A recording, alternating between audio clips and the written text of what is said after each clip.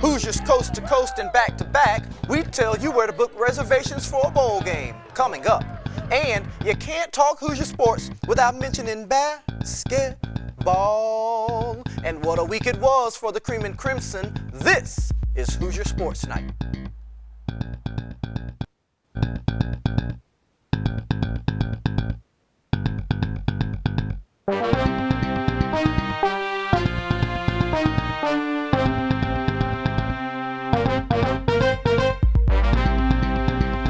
Hello, I'm Jacques Rozier, and this is the last Hoosier Sports Night of 2016, but the athletic department is far from taking any breaks. Hoosiers receive recognition for all of their efforts on the gridiron this season, matching the school record of 12 Big Ten honorees, 6 on defense and 6 on offense. Dan Feeney received first-team honors for the second season in a row, and T. Gray Scales and Rashard Font were second-team All-Big Ten. In addition to that, T. Gray Scales received second-team All-American honors for SportsIllustrated.com.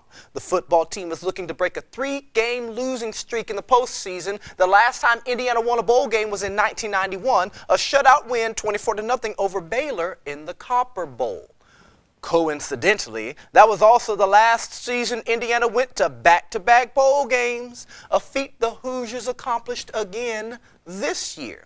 Last year, they were on the East Coast in the postseason. This year, the team heads west. For the second consecutive season, Indiana is heading to a bowl game thanks to a victory over Purdue. The Hoosiers will be visiting Levi's Stadium in Santa Clara, California to take on the Utes of Utah. The match is set for December 28th. This caps a historic year for the Hoosiers. The win over Purdue is the first time the Hoosiers have beaten the Boilermakers in 4 straight seasons since 1947. This will be the first meeting between Indiana and Utah since 2002, when the Utes beat the Hoosiers in a regular season match at Rice-Eccles Stadium in Salt Lake City. As we told you last week, Kevin Wilson resigned, and defensive coordinator Tom Allen has been promoted to head coach of the football team. We got a chance to talk with the new head coach about the future of Indiana football within moments of the official announcement of his promotion by Indiana Athletics. Now you say, how are we going to get to that next step? Well, I think it's recruiting depth. It's development of your players. It's off-season training. It's allowing yourself to be able to do a great self-study of what you do offensively, defensively, and in special teams to make sure we're always finding ways to get better each and every year. Because to me, you're either going to be in a position where you're getting better or you're moving the other direction. Nothing ever stays the same. In his first head coaching position since he ran the program at Ben Davis High School in Indiana, he has been in a coaching capacity at Arkansas State, the University of Mississippi, and the University of South Florida, 3 programs that went to bowl games while he was on the coaching staff.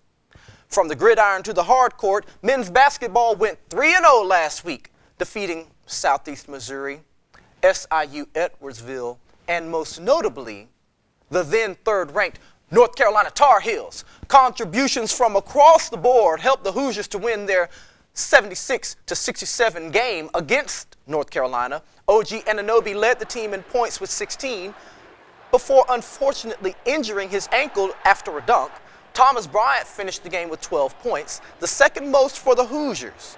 James Blackman made 50% of his three-pointers, but more impressively, he made 83% of his free throws.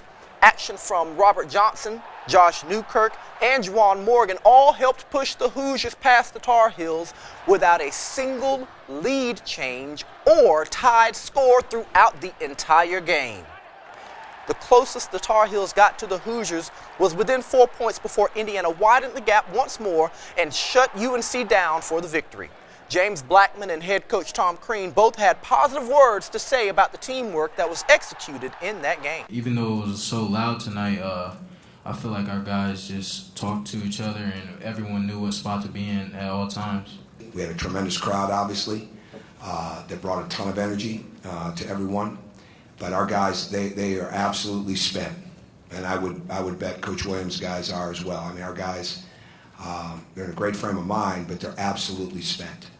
And this is one of those games where they left every bit of it out there.